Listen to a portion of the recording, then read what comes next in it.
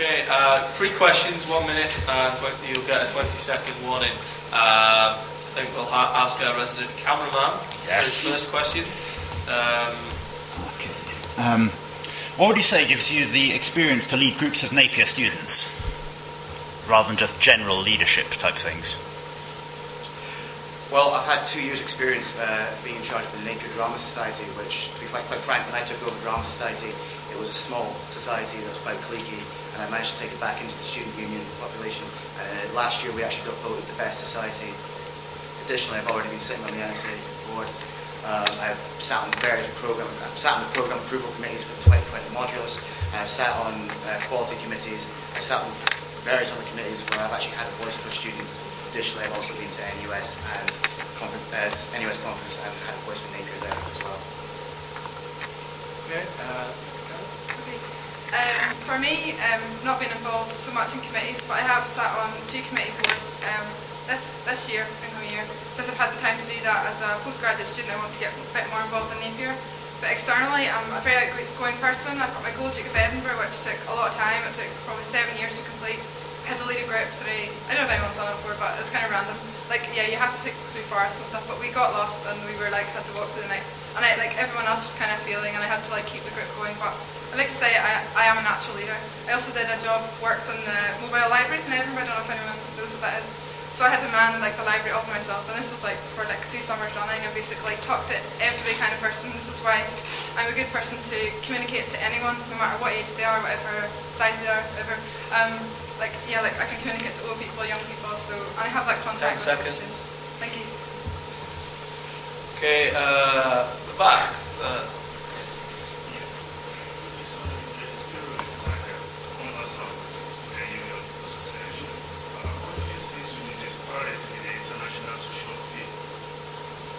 India and China is being given 1,000 discounts and African student month. Okay. I know you should be aware of this and what's your plan towards rectifying the disparity. Okay, Paris. Can I just ask, if this is what you asked, is it okay? Did you say that the African students don't have to pay £1,000 extra than the Indian students? No, just for African students and this discount for Chinese and Indian. Just to clarify, the question is what do you think regarding the fact that all international students pay a fee, but the Indian and the Chinese students are given a £1,000 discount on that fee? So, what you need to do. What are you going to do and how will you rectify it? Yeah, I don't think that's right. That's not right at all. That's disqualifying you as coming from where you come from. That's not fair. I don't think that's fair, and I feel really passionately about that. Coming across, I've got a lot of friends from Africa in my class, and you've just made me aware of this. Actually, I didn't know this, and it actually really upsets me to find that out. And I can't tell you what I'll do, but I'll do what I can to resolve that, because we have a lot of international students here, and it's really important to resolve it. So all I can tell you is that I'll do my best to resolve it. Okay. Okay. Yeah, as Karen says, it's an absolutely appalling situation. No student should ever get discriminated of where they come from. Every student should be treated as equal.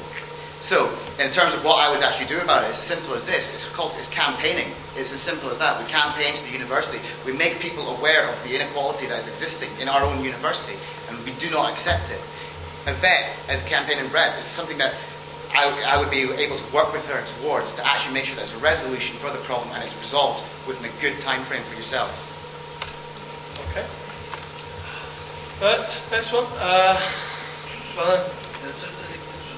In fact, the same thing was graduate from Europe. Because of French, I had to pay.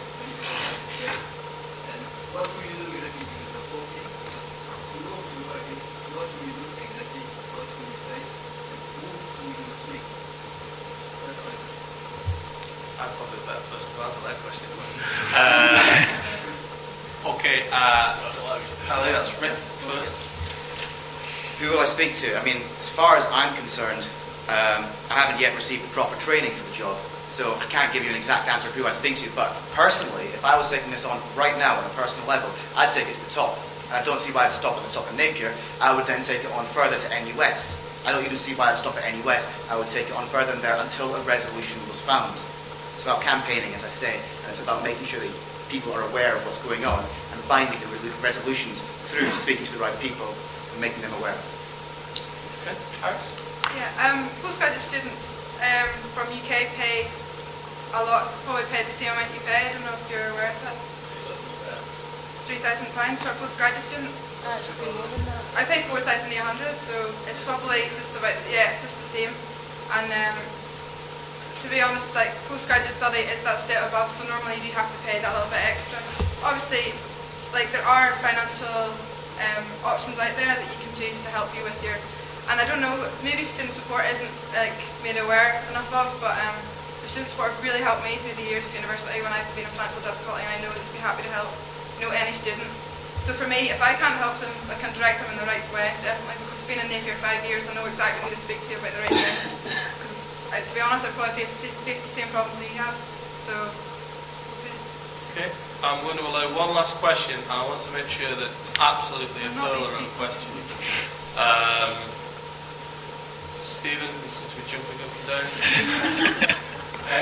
what do you think about the name change that could be going through, and what do you think?